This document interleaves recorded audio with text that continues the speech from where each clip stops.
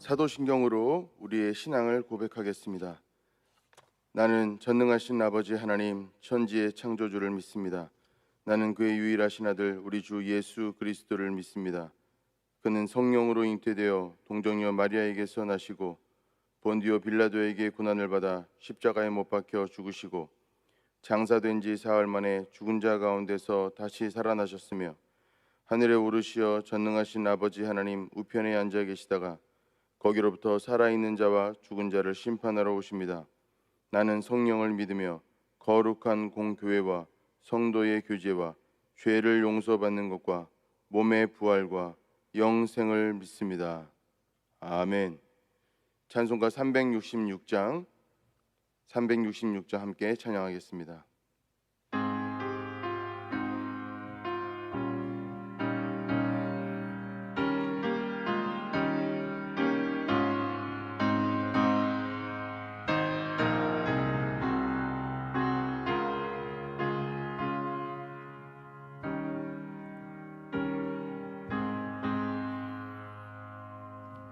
어두운 내 눈 밝히사 진리를 보게 하소서. 진리의 열쇠 내게 주사 참빛을 찾게 하소서. 깊으신 뜻을 알고자 엎드려 기다리오니 내 눈을 뜨게 하소서. 성령이여 켜진 내 귀 여시사 주님의 귀한 음성은 이 귀로 밝히 들을 때에 내 기쁨 한량 없겠네. 깊으신 뜻을 알고자 엎드려 기다리오니 내 눈을 열어 주소서. 성령이여 봉해진 내 입 여시사 복음을 널리 전하고 차가운 내 맘 녹여주사 사랑을 하게 하소서. 깊으신 뜻을 알고자 엎드려 기다리오니 내 입을 열어 주소서. 성령이여. 이 시간 하나님께서 주시는 말씀은 요한복음 14장 8절에서 15절까지의 말씀입니다. 하나님의 말씀을 봉독하겠습니다. 빌립이 이르되 주여 아버지를 우리에게 보여 주옵소서. 그리하면 족하겠나이다. 예수께서 이르시되 빌립아 내가 이렇게 오래 너희와 함께 있으되 내가 나를 알지 못하느냐. 나를 본 자는 아버지를 보았거늘 어찌하여 아버지를 보이라 하느냐. 내가 아버지 안에 거하고 아버지는 내 안에 계신 것을 내가 믿지 아니하느냐. 내가 너에게 이르는 말은 스스로 하는 것이 아니라 아버지께서 내 안에 계셔서 그의 일을 하시는 것이라. 내가 아버지 안에 거하고 아버지께서 내 안에 계심을 믿으라. 그렇지 못하겠거든 행하는 그 일로 말미암아 나를 믿으라. 내가 진실로 진실로 너에게 이르노니 나를 믿는 자는 내가 하는 일을 그도 할 것이요 또한 그보다 큰 일도 하리니 이는 내가 아버지께로 감이라. 너희가 내 이름으로 무엇을 구하든지 내가 행하리니 이는 아버지로 하여금 아들로 말미암아 영광을 받으시게 하려 함이라. 내 이름으로 무엇이든지 내게 구하면 내가 행하리라. 너희가 나를 사랑하면 나의 계명을 지키리라. 아멘. 기도하겠습니다. 하나님 아버지, 이 수요 예배 가운데 온라인으로 예배할 수 있도록 인도하시니 감사합니다. 우리가 이 시간 마음을 다하고 뜻을 다하여 하나님 앞에 나아갈 때에 하나님의 음성이 우리 마음 가운데 크게 들릴 수 있도록 역사하여 주시고, 무엇보다 이 시간 깨달음의 시간으로, 결단과 결심의 시간으로 하나님 아버지 앞에 나아갈 수 있도록 인도하여 주옵소서. 예수님의 이름으로 기도합니다. 아멘. 이 시간 온라인으로 함께 예배하고 또 하나님 앞에 나아가고자 원하시는 우리 모든 성도님들, 하나님의 은혜가 충만하기를 바랍니다. 하나님의 음성을 진정으로 들을 마음이 없는 사람들, 겉으로는 하나님의 음성을 듣고 싶고 하나님 뜻대로 살고 싶다고 말하지만 마음 깊숙한 곳에서는 진심으로 하나님의 음성을 듣고 싶어 하지 않는 사람들, 하나님께 진심으로 귀 기울이지 않는 사람들, 그런 사람들은 마가복음 4장 12절의 말씀과 같은 상황에 처하게 됩니다. 마가복음 4장 12절의 말씀은 이렇습니다. 이는 그들로 보기는 보아도 알지 못하며 듣기는 들어도 깨닫지 못하게 하여 돌이켜 죄사함을 얻지 못하게 하려 함이라 하시고, 하나님의 음성을 진심으로 듣고 싶고 하고 하나님 뜻대로 진심으로 살고 싶어 하지 않는 사람들, 그 사람들은 어떤 상황에 처하냐면 보기는 보아도 알지 못하고 듣기는 들어도 깨닫지 못하게 되어서 돌이켜 죄사함을 얻지 못하게 되는 상태에 빠지게 됩니다. 우리가 내 스스로 택한 하나님께서 원치 않으시는 우리의 마음들, 우리가 스스로 선택했고 고집 피우는 습관들 돌이킬 마음이 없다면, 우리의 삶의 방식과 나의 계획과 나의 가치관을 하나님 발 앞에 다 내려놓을 마음이 없다면, 내가 스스로 만들어 놓은 내 삶의 모든 방식과 원칙들을 하나님 앞에 포기할 마음이 만약에 없다면, 즉 하나님 간섭 없이 내 인생을 내 마음대로 살기를 원하는 마음이 여전히 내게 있다면, 우리는 의도적이든 그렇지 않든 우리의 생각이 하나님의 음성을 걸러내거나 그것을 내 뜻에 맞춰서 왜곡하게 된다는 것을 알아야 합니다. 그렇기 때문에 그런 사람들은 보기는 보아도 알지 못하고 듣기는 들어도 깨닫지 못하는 상황 가운데 처하게 되어서 자기의 마음과 행동의 삶에 그 어떤 것이 문제가 있다고 할지라도 절대로 돌이킬 수가 없게 되어지는 것입니다. 따라서 내가 늘 나의 삶의 방식과 방향과 기타 모든 것에 늘 의문을 던지고, 하나님께서 원하시는 방향은 무엇일까?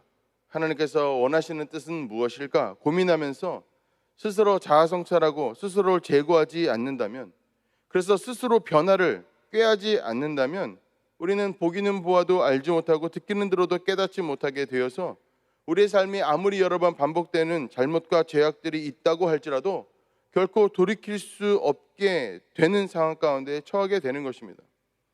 그러다 보니까 우리의 삶은 어떤 것들은 고치고 발전하고 새롭게 되어야 할 것인데, 그 모든 것들이 일어나지 않는 최악의 상황 가운데 우리가 처하게 된다는 것입니다. 여러분들은 이와 같은 사람들과 나는 다르다 이렇게 생각하십니까? 그러나 우리는 너무 속단해서는 안 됩니다. 왜냐하면 우리는 우리 자신을 잘 모르기 때문에 그렇습니다. 나는 나를 모릅니다. 우리는 분명 스스로 잘하고 있다고 생각하지만 잘못하고, 하나님 뜻대로 살기 위하여 최선의 노력을, 충분한 노력을 하고 있다고 생각하지만 우리의 노력의 수준은 상당히 떨어집니다. 그래도 내 나름대로 열심히 애를 쓴다고 생각하지만 그 애씀이 오히려 하나님을 떠나서 불순종하는 방향으로 전력 질주하는 그것일지도 모릅니다. 그만큼 우리는 우리 자신에 대해서 무지합니다. 우리는 우리 자신을 잘 모릅니다. 하나님 뜻대로 살지 않기로 결정한 사람들, 그래서 보기는 보아도 알지 못하고 듣기는 들어도 깨닫지 못하게 되어서 자기의 삶에 여러 번 반복되어지는 여러 잘못과 죄악들로부터 결코 돌이킬 수 없게 된 최악의 상황 가운데 빠진 사람들의 아주 대표적이고 공통적인 특징은 무엇인가 하면, 그들은 어려운 상황이나 힘든 결정을 내려야 하는 경우에만 하나님의 음성을 찾고, 그렇지 않고 평탄한 시기에는 하나님의 음성을 구하지 않는다는 것입니다. 이것이 바로 그런 사람들의 특징입니다. 여러분들은 여러분들의 삶의 모든 부분을 다 오픈하고 계십니까? 여러분들은 하나님께서 여러분들의 일거수일투족을 함께 하시기를 간절히 바라십니까?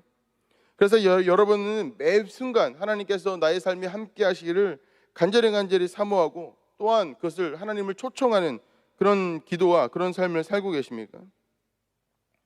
여러분, 우리는 우리 자신을 잘 깊이 한번 살펴보아야 합니다. 이것은 아주 중요한 문제이기 때문에 그렇습니다. 만약 여러분들의 삶의 자리에 하나님을 초청하지 않는 부분들이 만약에 있다면 여러분들은 스스로 깨달아야 합니다. 나는 듣기는 들어도 깨닫지 못하고 알지 못하고 보기는 보아도 깨닫지 못하는 그런 상황 가운데 내가 처해 있구나. 그래서 내가 아무리 많은 잘못과 많은 실수를 내가 반복했다고 할지라도 절대로 돌이키지 못하는 그런 상황 가운데 내가 있구나라고 우리는 생각할 수 있어야 합니다. 예수님께서 보기는 보아도 알지 못하고 듣기는 들어도 깨닫지 못한다. 그래서 자기의 죄악에서 결코 돌이킬 수 없는 최악의 상황 가운데 빠져 있다라고 지칭하면서 말씀한 그런 사람들은 누구냐면 율법학자들과 바리새인들, 그리고 스스로 하나님께 특별히 선택받았다고 생각했던 전통 유대인들이었습니다. 그들은 최선을 다해서 율법을 지켰습니다. 그들은 자기의 삶을 온전히 하나님께 바치고 있다라고 자부했습니다. 그러나 그들은 하나님께 회칠한 무덤이라는 평가를 들었습니다. 문제는 그들이 하나님을 향한 사랑보다, 율법을 향한 열정보다 오히려 마음 깊숙한 곳 진심으로 자기 자신의 권력과 돈과 안락한 삶과 권위와 존경을 더 높은 가치로 여기고 있었다는 사실입니다.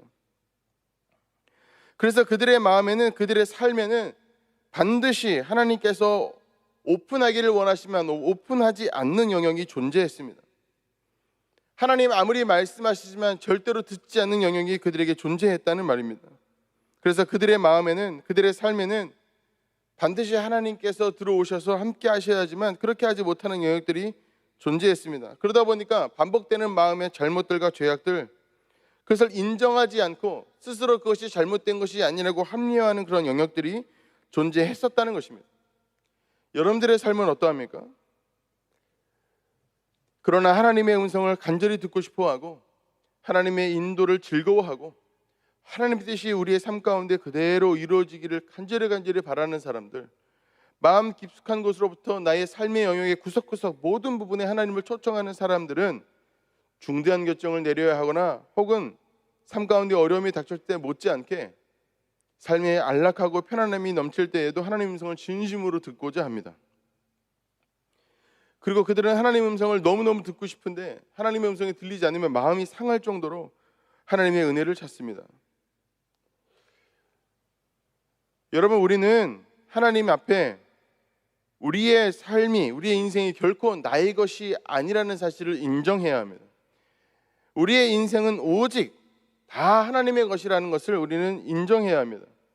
아브라함은 어느 날 하나님의 음성을 듣습니다. 그것은 100세의 나이가 되어서 낳은 아주 귀한 아들, 하나밖에 없는 아들을 모리아산으로 데리고 가서 칼로 찔러 죽이고 각을 떠서 몸을 다 찢은 이후에 불로 태워 하나님께 번제로 드리려는 음성이었습니다. 여러분, 이것은 얼마나 끔찍한 일입니까? 거기다 아브라함에게 있어서 이삭은 그의 삶의 모든 것이었습니다. 자기의 삶 그 모든 것, 그 이상이었을 것입니다. 그런데 아브라함은 그 마음으로 진심으로 자기 자신을 하나님께 드리고 자기보다 더 소중한 이삭을 하나님께 드리기로 결심합니다.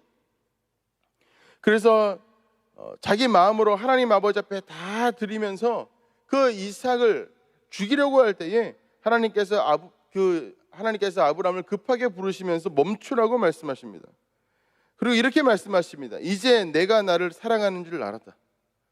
이것이 바로 하나님께서 아브라함에게 그때 하셨던 말씀입니다. 내가 나를 이제 사랑하는 줄 알겠다. 하나님은 아브라함이 하나님을 얼마나 사랑하는지 시험하셨다, 이렇게 성경은 말씀하고 있습니다. 여러분, 하나님이 아브라함의 마음을 몰라서 그것을 진심으로 알기 위하여 이와 같이 아브라함을 시험하셨을까요? 그렇지 않습니다. 하나님은 아브라함의 마음을 다 알고 계시죠. 하나님께서 이와 같이 아브라함을 시험하셨던 이유는 다른 것이 아니라 아브라함이 자기 자신의 마음을 모르기 때문에 이와 같이 시험하신 것입니다. 하나님께서 아브라함의 마음을 모르셨던 것이 아니라 아브라함이 스스로의 마음을 알도록 하기 위하여 이 시험을 허락하셨다는 것입니다. 아브라함은 이삭을 낳고 이삭을 너무 사랑한 나머지 하나님을 향한 비전과 집중을 잃어버렸을지도 모르겠습니다. 하나님보다 더 사랑하는 것이 생겼을지도 모르겠습니다. 그래서 하나님께서는 아브라함이 하나님을 떠나 있다는 사실을 알려주고 다시 하나님께 마음과 생각을 돌이킬 것을 요구하시기 위하여 이와 같이 무리한 명령을 아브라함에게 하시지 않았을까 우리는 생각해 볼 수 있습니다. 왜냐하면 아브라함이 하나님보다 더 사랑하는 것이 생겼을 때 그것이 아브라함의 인생을 발목 잡을 것이기 때문입니다. 하나님께서는 아브라함에게 내가 나를 얼마나 사랑하는지 시험하기 위하여 이삭을 번제로 바치도록 명령한 것이다, 이렇게 말씀하십니다. 여러분, 하나님은 너무합니다. 정말 어떻게 이럴 수가 있습니까? 아무리 그렇다고 하더라도 어떻게 하나밖에 없는 아들을 그와 같이 번제로 드리라는 명령을 내릴 수 있습니까? 너무 잔인한 것 아닙니까? 부모가 어떻게 자식을 칼로 죽이고 각을 뜨고 그리고 불로 태워 죽인다는 것입니까? 그러나 여러분, 우리는 하나님이 하나님 자신을 위하여 이와 같은 일을 하셨다고 생각해서는 안 됩니다. 그것은 결코 아닐 것입니다. 무슨 말인가 하면 하나님께서 이와 같이 무리한 요구를 아브라함에게 하신 것은 하나님 때문을 하나님을 위해서 한 것이 아니라 아브라함을 위해서 한 것이었다는 것입니다. 왜 그렇습니까? 아브라함에게 하나님보다 더 사랑을 생겼을 때 아브라함은 그때부터 파멸의 길을 걷게 될 것이기 때문입니다. 여러분, 우리는 이것을 기억해야 합니다. 하나님보다 더 사랑하는 것이 무엇이든지 간에 그것이 여러분들의 삶을 망치게 될 것입니다. 여러분들에게 하나님보다 더 사랑하는 것이 있습니까? 그것이 여러분들의 발목을 잡을 것입니다. 하나님보다 더 사랑하는 그것 때문에 여러분들은 여러분들의 인생의 실패를 경험하게 될 것입니다. 여러분, 성공하고 싶습니까? 만약에 성공이 여러분들이 하나님보다 더 사랑하는 것이라면 여러분, 그 성공 때문에 그 성공하고 싶어하는 그 마음이 여러분들을 실패로 이끌 것입니다. 돈을 많이 벌고 싶습니까? 그 돈이 여러분들이 하나님보다 더 사랑하는 것이라면 그 여러분들이 돈 많이 벌고 싶어하는 그 마음이 여러분들의 삶을 실패로 이끌 것입니다. 여러분들이 이성 친구나 혹은 다른 사람들을 하나님보다 더 사랑하십니까? 여러분들이 하나님보다 자기 자신 스스로를 더 사랑하십니까? 하나님보다 안락한 삶을 더 사랑하십니까? 하나님보다 자기의 자존심, 다른 사람들의 평가 훨씬 더 여러분들에게 중요합니까? 사람들에게 인정받고 싶습니까? 존경받고 싶습니까? 하나님보다 사랑하는 것이 무엇이든 간에 상관없이 그것이 여러분의 삶을 망가지게 만들 것입니다. 하나님보다 더 사랑하는 그것 때문에 우리는 하나님께 거역하게 되고 반역하게 되고, 하나님보다 더 사랑하는 그것 때문에 짓게 되는 죄악을 여러 가지 말들로 합리화하게 되고 결과적으로 하나님을 떠나게 되고 하나님을 멀리하게 될 것입니다. 우리는 하나님보다 더 사랑하는 그것이 있을 때에 하나님께는 도저히 양보할 수 없는 영역이 우리의 삶에, 우리의 마음에 존재하게 되고, 그렇게 되면 우리는 보기는 보아도 알지 못하고 듣기는 들어도 깨닫지 못하게 되어서 우리의 죄악으로부터, 반복되어지는 눈에 훤히 보이는 죄악으로부터 도저히 돌이킬 수 없게 되어서 그 죄악을 떠날 수 없게 되는 최악의 상황 가운데 우리가 처하게 된다는 사실입니다. 그러므로 여러분, 우리가 이 시간 기억해야 할 것은 무엇인가 하면 내가 하나님보다 더 사랑하는 것이 무엇인지 그것을 발견하고 하나님께 고백하고 돌이키고 버리는 것입니다. 하나님보다 더 사랑하는 그것이 우리의 삶을, 우리의 마음을 병들게 합니다. 여러분들뿐만 아니라 여러분들의 사랑하는 바로 그것, 그 사람, 그 무엇이든 간에 그것 또한 병들게 합니다. 하나님보다 더 사랑하는 그것이 여러분들의 삶을 파멸로 이끕니다. 여러분, 이것은 하나님께서 우리에게 주신 아주 엄중한 말씀입니다. 그러나 우리는 아브라함이 이삭을 하나님께 번제로 바치려고 했던 이 사건을 통해서 아주 중요한 영적인 원리를 발견할 수 있습니다. 그것은 무엇인가 하면 내가 내 마음속에서 하나님보다 사랑했던 그것을 포기하고 버리고 오직 하나님만을 가장 사랑하기로 마음먹었을 때에, 바로 그때에 포기했던 것을 다시 받게 될 것이라는 사실입니다. 아브라함은 이미 마음에서 이삭을 하나님께 드렸습니다. 이삭보다 하나님을 더 사랑하기로 그 마음에 결심했습니다. 그래서 하나님은 이삭을 아브라함이 하나님께 드렸기 때문에 다시 이삭을 하나님께 아브라함에게 줍니다. 이것이 바로 하나님께서 아브라함에게 하셨던 일입니다. 아브라함은 하나님 앞에 이삭을 온전히 드렸더니 이삭을 다시 선물로 받게 되었습니다. 그러므로 여러분, 우리가 해야 되는 것은 이것입니다. 우리의 삶을 하나님께 드려야 한다는 것입니다. 여러분들의 삶을 하나님께 드리십시오. 하나님이 그 삶을 다시 여러분들에게 주실 것입니다. 여러분, 이것은 아주 중요한 원리인데 이것은 해본 사람만 아는 것입니다. 이것은 비밀입니다. 여러분들이 하나님보다 더 사랑하는 것이 있습니까? 그렇다면 그것은 과감하게 포기하십시오. 그리고 그것을 하나님께 드리십시오. 여러분들이 어떤 사람을 하나님보다 더 사랑한다면, 어떤 명예를 더 사랑한다면, 사람들의 인정과 존경을 더 사랑한다면, 여러분들의 자존심과 여러분들 자신을 더 사랑한다면 그것을 포기하십시오. 그런 것은 나에게 없어도 된다고 선언하십시오. 오직 하나님만 나에게 있으면 된다고 고백하십시오. 그러면 여러분들이 하나님 아버지 앞에 드렸던 그 모든 것들, 버렸던 모든 것들, 포기했던 그 모든 것들을 다시 받게 될 것입니다. 여러분, 여기서 우리가 주의해야 할 것은 무엇인가 하면, 버리는 척하거나 버리는 듯한 마음을 가지는 것이 아니라 진짜로 버려야 한다는 것입니다.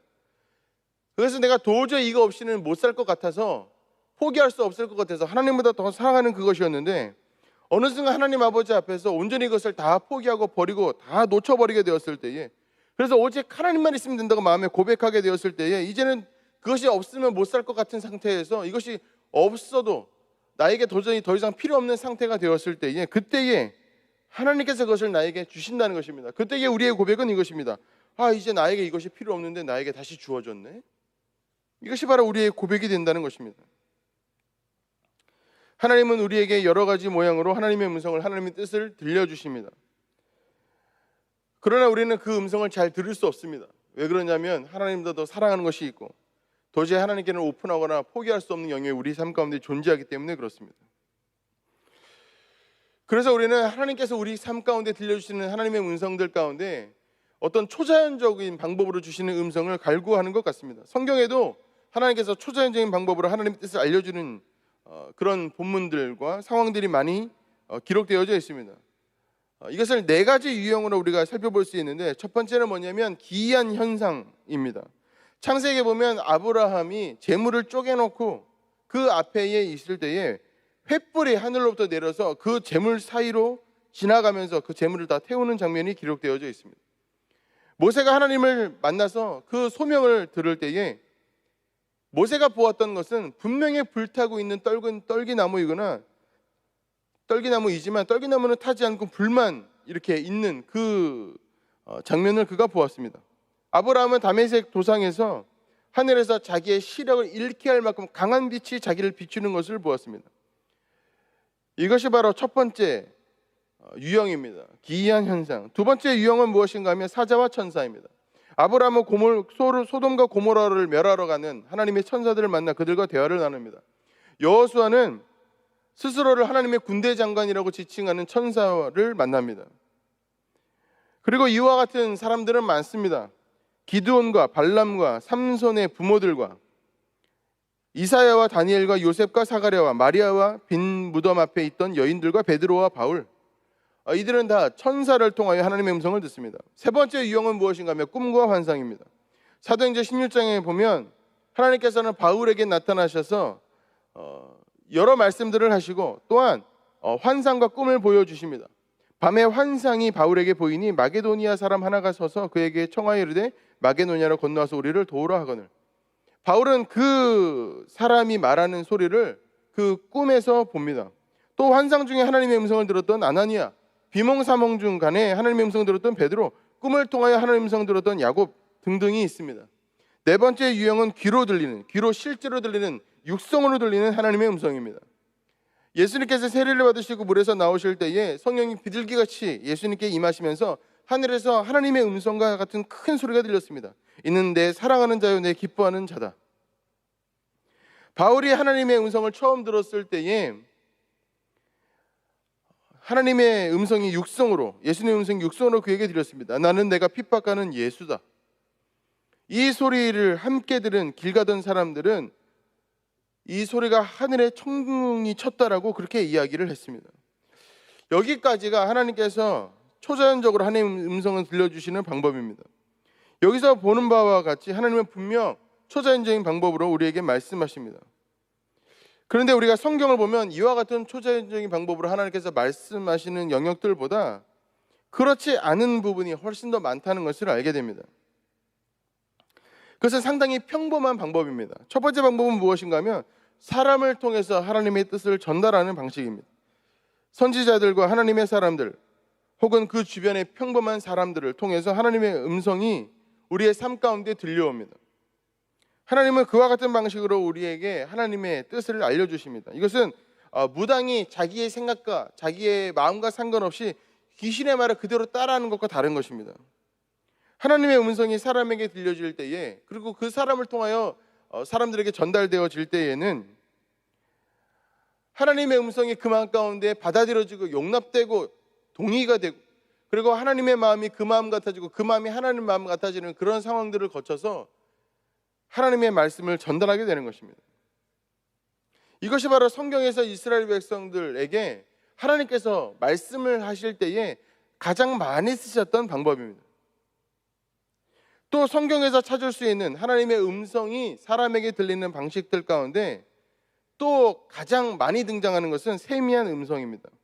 이 음성은 우리 마음 가운데 울리는 음성입니다. 앞에서 우리가 사람을 통하여 하나님의 뜻을 전달하는 건 못지않게 아주 많이 하나님께서 사용하시는 방식입니다. 북이스라엘의 아합 왕이 다스리던 시대에 아합 왕은 이세벨과 결혼을 합니다. 이세벨은 북이스라엘로 시집 올 때에 자기 나라에서 섬겼던 종교 바알 신을 가지고 들어옵니다. 그리고 얼마 되지 않아서 북이스라엘에서는 더 이상 하나님을 섬길 수 없게 되었고 바알 신만을 섬길 수밖에 없도록 이세벨이 다 만들어 버렸습니다. 그리고 하나님 믿는 모든 종교 지도자들을 다 죽여서 씨를 말려버렸습니다. 그리고 그때에 북이스라엘이 3년 동안 비가 오지 않는 사건이 발생합니다. 이때에 북이스라엘에서 활동했던 유일한 선지자가 있었는데 그가 누구였냐면 엘리야였습니다. 그는 어느 날 바알 신을 섬기는 모든 종교 지도자들 450명과 모여서 대결을 벌이는데 나무 위에다가 재물을 올려놓고 하늘에서 불이 내리도록 기도하기로 한 것입니다. 아침부터 저녁까지 바알 신을 섬기는 무당들은 자기의 몸을 자해해가면서 온갖 춤과 노래를 불러가면서 바알 신에게 요청했지만 하늘에서 불이 내리지 않았습니다. 저녁이 다 되었을 때에 엘리야가 물을 그 제단에 흥건하게 붓습니다. 그리고 하나님 아버지 앞에 기도할 때에 하늘에서 불이 내려서 그 재물 위에 있던 모든 나무 위에 있던 모든 재물을 다 태워버리게 됩니다. 그리고 3년 동안 오지 않았던 비가 내렸고 엘리야는 450명이나 되는 이 바알신을 섬기는 모든 종교 지도자들을 도륙하고 죽였습니다. 이것은 하나님 아버지 앞에 큰 승리였습니다. 그런데 문제는 무엇인가 하면 세상은 아무것도 변하지 않았다는 것입니다. 여전히 아무도 하나님을 믿지 않고 정권이 바뀌지도 않았고 바알신을 섬기는 이스라엘 백성들이 다 회개하고 돌이켜서 하나님을 섬기겠다고 마음먹은 것도 아니었습니다. 그래서 엘리야는 낙담하지 않을 수 없었고 절망하지 않을 수 없었습니다. 바로 이때에 이세벨이 엘리야를 죽이겠다고 달려듭니다. 그래서 엘리야는 도망칩니다. 하늘에서 불이 내렸고 3년 동안 한 번도 오지 않았던 비가 왔고 북이스라엘에서 바알신을 따르던 모든 종교 지도자들이 죽었는데도 아무런 변화가 나타나지 않았습니다. 그래서 엘리야는 도망을 치는데 자기 자신을 죽이려고 쫓아오는 이세벨을 하나님이 도저히 막을 수 없을 거라고 그가 생각했을지도 모르겠습니다. 이렇게 큰일이 있었는데도 아무 일도 일어나지 않았으니까 말이죠. 그래서 그가 호렙산으로 도망가서 하나님이 엘리야를 찾아오시는 장면이 열왕기상 19장 11절에서 12절의 말씀에 기록되어져 있습니다. 이것을 읽어보면 이렇습니다. 여호와께서 이르시되 너는 나가서 여호와 앞에서 산에 서라 하시더니 여호와께서 지나가시는데 여호와 앞에 크고 강한 바람이 산을 가르고 바위를 부수나 바람 가운데에 여호와께서 계시지 아니하며 바람 후에 지진이 있으나 지진 가운데에도 여호와께서 계시지 아니하며 또 지진 후에 불이 있으나 불 가운데에도 여호와께서 계시지 아니하더니 불 후에 세미한 소리가 있는지라. 하나님께서 절망하는 엘리야에게 큰 바람과 큰 지진과 큰 불을 보여주십니다. 왠지 세상을 다 바꾸고 다 부셔버릴 것 같은 큰 바람과 큰 지진과 큰 불. 그런데 참으로 이상한 것은 무엇인가 하면 거기에 하나님이 계시지 않았다는 것입니다. 뭔가 될 줄 알았는데 세상에 뭔가 변할 것 같았는데 뭔가 다 바뀔 것 같았는데 아무 일도 일어나지 않았습니다. 그러고 나서 아주 세미하게 들리는 소리가 들려왔습니다. 여러분, 큰 바람과 큰 지진과 큰 불, 이것에 비해서 세미한 음성은 얼마나 초라합니까? 그러나 이 방법이 하나님이 우리를 만나실 때에 가장 좋아하는 방식이고 가장 우리를 향하여 즐겨 사용하시는 방식이라는 사실입니다. 세미한 음성이라는 것은 무엇인가 하면 마음에 들리는 음성인데 듣고자 애쓰고 진심으로 듣고 싶어하지 않으면 들리지 않는 것, 그것이 바로 세미한 음성입니다. 그것이 바로 세미한 소리입니다. 하나님의 목소리가 그분이 목소리가 작아서 그러실까요? 그래서 세미한 음성으로 우리 가운데 말씀하시는 것입니까? 그분의 본래 목소리가 작습니까? 그렇지 않다는 것입니다. 그러나 왜 하나님은 이와 같이 세미한 음성으로 우리에게 말씀하십니까? 왜 이렇게 평범한 방법으로 우리에게 오십니까? 오늘 본문 요한복음 14장 8절의 말씀에 보면 빌립은 예수님께 이렇게 요청합니다. 빌립이 이르되 주여 아버지를 우리에게 보여주옵소서 그리하면 족하겠나이다. 요한복음 14장의 이 상황은 예수님이 이제 곧 떠날 때가 되었다고 제자들에게 이야기한 상황입니다. 그리고 제자들은 그것을 받아들이고 있습니다. 제자들은 당황스럽습니다. 예수님께서 이제 곧 십자가에 못 박히시고 얼마 지나지 않아서 제자들을 떠날 거라는 사실을 그들이 이제는 확실하게 실감나게 인식하게 되었습니다. 바로 그때에 했던 빌립이 했던 질문이 바로 이 질문입니다. 만약에 여러분들이 예수님과 함께 있는데 예수님께 마지막 질문을 해야 한다면 여러분들은 어떤 질문을 하겠습니까? 빌립은 자기를 떠나는 예수님 앞에 자기 인생의 성공의 방법을 묻지 않았습니다. 로또 당첨 번호를 묻지 않았습니다. 빌립은 자기의 삶의 모든 본질을 꿰뚫는 질문을 합니다. 그것은 무엇인가 하면 하나님을 나에게 보여달라는 것입니다. 나와 하나님을 확실하게 연결하여 주십시오. 내가 예수님과 연결되어져 있지 않아도 하나님과 연결될 수 있도록, 하나님의 존재를 실감나게 느낄 수 있도록, 그분과 교통할 수 있도록, 하나님 그분과 대화할 수 있도록 그 길을 저에게 열어주십시오. 하나님을 우리에게 보여주십시오. 그러면 족하겠습니다. 그것이 바로 빌립의 요청이었습니다. 그런데 예수님의 대답은 이것입니다. 9절부터 11절의 말씀인데 예수께서 이르시되 빌립아 내가 이렇게 오래 너희와 함께 있으되 내가 나를 알지 못하느냐? 나를 본 자는 아버지를 보았거늘 어찌하여 아버지를 보이려 하느냐? 내가 아버지 안에 거하고 아버지는 내 안에 계신 것을 내가 믿지 아니하느냐? 내가 너에게 이르는 말은 스스로 하는 것이 아니라 아버지께서 내 안에 계셔서 그의 일을 하시는 것이라. 내가 아버지 안에 거하고 아버지께서 내 안에 계심을 믿으라. 그렇지 못하겠거든 행하는 그 일로 말미암아 나를 믿으라. 예수님의 대답은 무엇입니까? 나를 본 자는 하나님을 본 것이다. 나를 본 것은 하나님을 본 것이다. 나와 대화한 것은 하나님과 대화를 한 것이다. 이것이 바로 예수님의 대답이었습니다. 그러면서 이 내용을 이와 같이 설명하십니다. 내가 아버지 안에 거하고 아버지께서 내 안에 계신다라고 말씀하시는 것입니다. 이것이 바로 예수님과 하나님과의 완벽한 연합을 설명하는 예수님의 설명입니다. 예수님이 마지막으로 제자들에게 말씀하시면서 나를 믿는 것이 곧 하나님을 믿는 것이고 나와 함께하는 것이고 하나님과 함께하는 것이고 나의 음성을 듣는 것이고 하나님의 음성을 듣는 것이고 나와 대화하는 것이 하나님과의 대화를 하는 것이다 라고 말씀하셨다는 것입니다. 나와 하나님은 완벽히 하나다. 이것이 바로 예수님의 대답이었습니다. 제자들은 예수님과 3년을 함께 했습니다. 늘 예수님의 가르침을 들었습니다.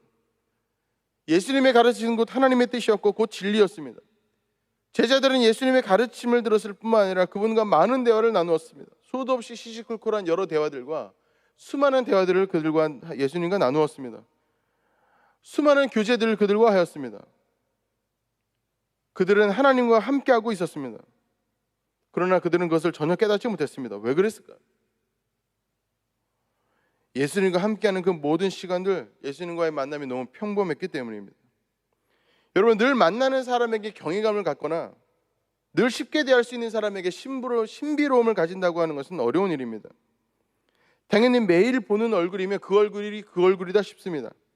늘 나누던 이야기는 그 소리가 이 소리고 저 소리가 잔소리다 이렇게 들립니다. 늘 들어봤던 소리고 새로울 것이 없습니다. 만약에 어떤 분이 예수님이 내 앞에 나타난다면 나는 이제부터 예수님을 믿을 겁니다. 만약에 예수님이 나에게 직접 나타나서 무언가 말씀하신다면 나는 그 말씀을 들을 겁니다. 그렇게 이야기하는 이야기를 듣습니다. 그러나 과연 그럴까? 제자들은 예수님이 자기 앞에 3년 동안 있었는데도 예수님이 너무 평범했고 예수님이 너무 많은 이적들을 행했음에도 불구하고 그것이 조금 능력 있는 어떤 사람처럼 생각하는 것이 합리적인 판단처럼 그들이 여겨졌기 때문에 자기 앞에 있는 분이 하나님이라고 그런 생각하지 못했습니다. 그런데 예수님께서는 더 놀라운 말씀을 하십니다. 14장 12절의 말씀인데 예수님께서 뭐라고 하십니까? 내가 진실로 진실로 너에게 이르노니 나를 믿는 자는 내가 하는 일을 그도 할 것이요 또한 그보다 큰 일도 하리니 이는 내가 아버지께로 감이라. 나를 믿는 자는 내가 하는 일도 할 것이고 그보다 더 큰 일도 할 것이다. 이것이 바로 예수님의 말씀입니다. 이어서 또 예수님이 이렇게 말씀하십니다. 13절과 14절의 말씀입니다. 너희가 내 이름으로 무엇을 구하든지 내가 행하리니 이는 아버지로 하여금 아들로 말미암아 영광을 받으시게 하려 함이라. 내 이름으로 무엇이든지 내게 구하면 내가 행하리라. 내 이름으로 무엇이든지 내게 구하면 내가 행하리라. 여러분, 이것은 우리가 매일 하는 거 아닙니까? 평범하게 극치입니다. 여러분들, 우리는 맨날 하나님 아버지 앞에 기도할 때에 예수님의 이름으로 기도합니다라고 기도하지 않습니까? 얼마나 평범합니까? 너희가 내 이름으로 무엇을 구하든지 내가 행하리라. 그대로 행하겠다. 그러나 이 예수님의 말씀은 절대로 평범하지 않지 않습니까? 내가 한 일도 너희가 할 것이요 내가 한 것보다 더 큰 일도 너희가 하리라. 여러분, 이것이 평범합니까? 그런데 여러분, 중요한 것이 무엇인지 아시겠습니까? 모든 평범함으로부터 모든 역사는 시작되는 것입니다. 매일 우리의 삶에 반복되는 일상에 우리 인생을 위대하게도 만들고 초라하게도 만듭니다. 그 매일마다의 그 일상이 우리의 삶을 정의롭게도 만들고 불의하게도 만듭니다. 그 매일마다 반복하는 그 평범한 일상이, 아무런 특별할 것이 없는 그 일상이 우리의 삶을 힘있게도 만들고 약하게도 만듭니다. 바로 이것이 평범함의 능력입니다. 이것이 바로 평범함이 우리의 삶을 지배하는 방식입니다. 하나님의 음성을 듣고 하나님께서 우리에게 베풀어 주시는 하나님의 치유의 능력은 이와 같이 평범한 방법으로 우리 가운데 임하게 되는 것입니다. 하나님의 놀라운 역사는 특별한 방법으로 우리에게 임하기보다는 아주 평범하고 초라한 방법으로 우리 가운데 임하게 되는 것입니다. 내가 구하면 내가 행할 것이다. 여러분, 어떻게 그럴 수 있습니까? 우리의 마음이 하나님의 마음과 같아졌기 때문입니다. 이것은 평범한 삶의 일상을 통하여서 이루어지는 일입니다. 아주 평범하게 하나님 아버지 앞에 예수님의 이름으로 기도합니다라고 기도하는 그 평범한 기도가 결코 평범한 결과를 낳지 않는다는 것을 우리가 경험해야 합니다. 만약에 그렇다면 우리는 오늘 이 모든 것들을 생각할 때 딱 한 가지 질문을 하면 됩니다. 그것은 무엇인가 하면, 나의 삶의 평범한 신앙생활을 잘 이루어지고 있는가라는 것입니다. 요한복음 14장 15절의 말씀에 보면 예수님께서 이렇게 말씀하십니다. 너희가 나를 사랑하면 나의 계명을 지키리라. 여러분, 얼마나 평범합니까? 여기서의 계명은 무엇입니까? 그것은 뭔가 대단한 행위를 말하는 것이 아닙니다. 오히려 바리새인들과 서기관들은 당시 자신의 스스로 굉장히 경건하다고 자처했습니다. 그래서 그들은 특별한 행위와 특별한 종교 생활을 한다고 스스로 하나님 아버지 앞에 여러 가지 일들을 하였습니다. 그러다가 그들은 회칠한 무덤이 되었습니다.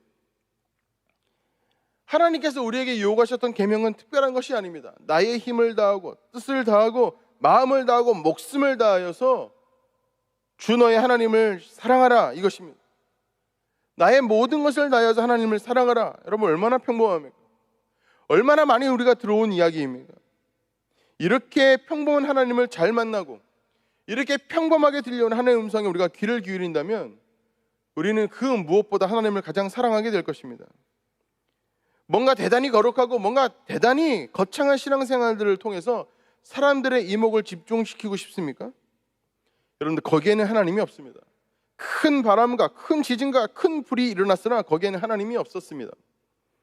그러나 하나님이 있을 때가 있었는데, 그건 언제였냐면 아주 평범하게 들리는 그 이후에 들리는 세미한 음성, 그때에 하나님이 계셨습니다.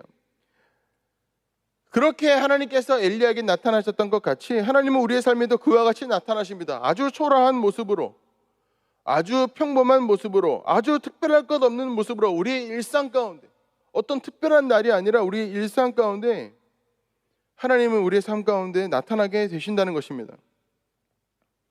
그리고 우리 마음 가운데 아주 작은 그러나 진실한 열정과 열심이 있다면 그 일상 가운데 너무나 평범하게 특별할 것 없이 임하게 되는 하나님의 그 임재를 우리는 깨닫게 될 것입니다.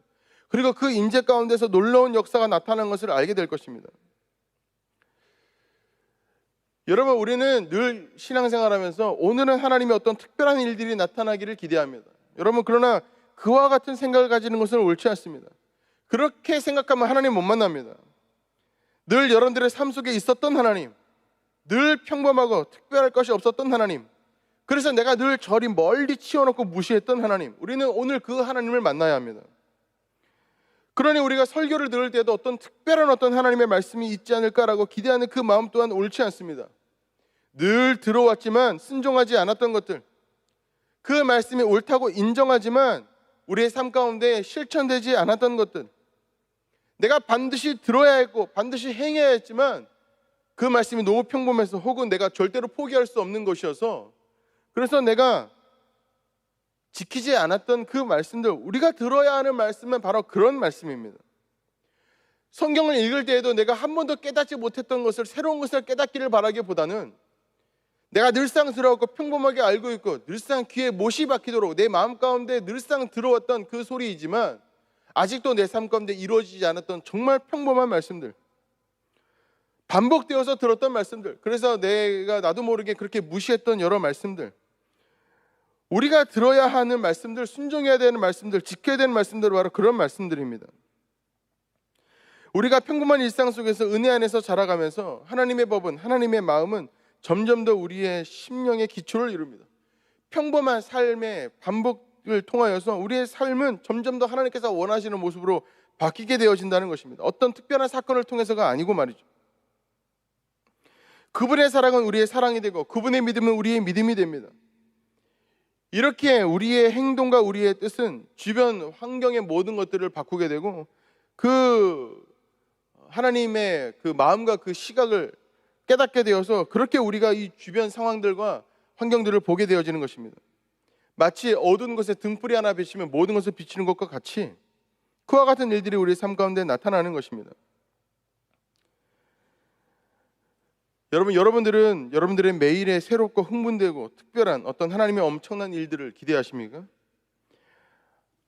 그래야만 하나님께서 나의 삶 가운데 함께 하시는 것이라고 여러분들은 인정하게 되십니까? 여러분들의 삶이 그래서 하나님의 그런 특별한 일들이 없기 때문에 영 새롭지 않고 하나님이 여러분 삶 가운데 함께 하신다는 사실이 별로 믿어지지 않습니까? 뭔가 그것이 믿어지려면 내 삶과 어떤 특별한 하나님의 역사하심이 기적이 나타나야 한다고 생각하십니까? 여러분 그렇지 않습니다. 하나님 우리 삶 가운데 늘 함께 하시고 임재하시는데 우리가 그것을 깨닫지 못하는 이유는 그것이 너무나 평범하기 때문입니다. 어제도 그랬고 그제도 그랬고 1년 전에도 그랬고 2년 전에도 3년 전에도 10년 전에도 하나님은 우리 삶 가운데 그렇게 계셨기 때문에 그것이 우리 가운데 평범하게 느껴지는 것입니다. 하나님과 그 음성과 그 뜻을 우리의 마음 가운데 너무나 평범해져 버린 그것을 받아들이는 겸손함이 우리에게 필요합니다. 부디 그와 같은 믿음과 신앙이 저와 여러분들에게 함께 있기를 간절히 바랍니다. 이 시간 우리가 함께 합심하면서 하나님께 기도하면 좋겠습니다. 하나님, 내가 평범하게 우리 삶 가운데 임재하고 계셨던 하나님을 깨닫지 못했습니다. 그것을 내가 놓쳐버렸습니다. 그것을 잊어버린 지 오래되었습니다. 그러나 하나님들의 삶 가운데 함께 하신 하나님, 내가 그것을 기억할 수 있도록 역사하여 주옵소서. 함께 기도하고 또 장석교회를 위하여 이 코로나19 시대에 장석교회를 사용해달라고, 또 이 나라를 위하여서, 그리고 또 원로 목사님과 5대 단임에서 청빙을 위하여서 이 시간 잠시 하나님 아버지 앞에 통성을 함께 기도하겠습니다. 하나님 아버지, 이 시간 우리 가운데 역사하여 주시기를 소원합니다. 하나님, 우리 삶 가운데 늘 함께 하시는 주님, 우리의 마음 가운데 늘 하나님의 음성을 들려주시고 주의 뜻이 무엇인지 깨닫게 하시는 주님, 그러나 그것이 우리에게 너무나 평범한 것이어서, 너무나 우리가 자주 들었던 것이어서 우리가 하나님의 것으로 인정하지 않았던 것을 하나님 아버지 앞에 회개하지 않을 수 없습니다. 하나님 아버지, 역사하시고 우리 마음 가운데 새롭게 하셔서 이제 새로운 하나님과의 만남과 또 새로운 하나님과의 신앙생활들을 다시 해나아갈 수 있도록 역사하시고 인도하여 주옵소서. 평범하게 우리 가운데 말씀하시는 그 음성 하나도 놓치지 않도록 우리의 마음을 정결하게 하여 거룩하게 하여 주옵소서. 코로나19를 통하여서 이 나라가 신음하고 있습니다. 하나님, 구원하여 주시고 이 시대 가운데 우리 장석교회 사용하여 주옵소서. 5대 단임목사님 청빙 가운데 있습니다. 주여, 그 좋은 목사님 우리 가운데 보내주셔서 함께 협력하며 하나님의 일을 이루고 선을 이루는 우리 장석교회 될 수 있도록 도와주시고 원로서의 건강과 행하시는 모든 사역 가운데 은혜를 베풀어 주옵소서. 예수님의 이름으로 기도합니다. 아멘. 지금은 우리 주 예수 그리스도의 은혜와 하나님 아버지의 놀라우신 사랑하심과 성령님의 감동감화 역사하심이 평범함으로 우리 가운데 다가오신 하나님을 경험하기를 간절히 바라는 우리 모든 장석의 교우들 머리머리 위에 지금으로부터 영원토록 함께 하시기를 간절히 축원하옵나이다. 아멘.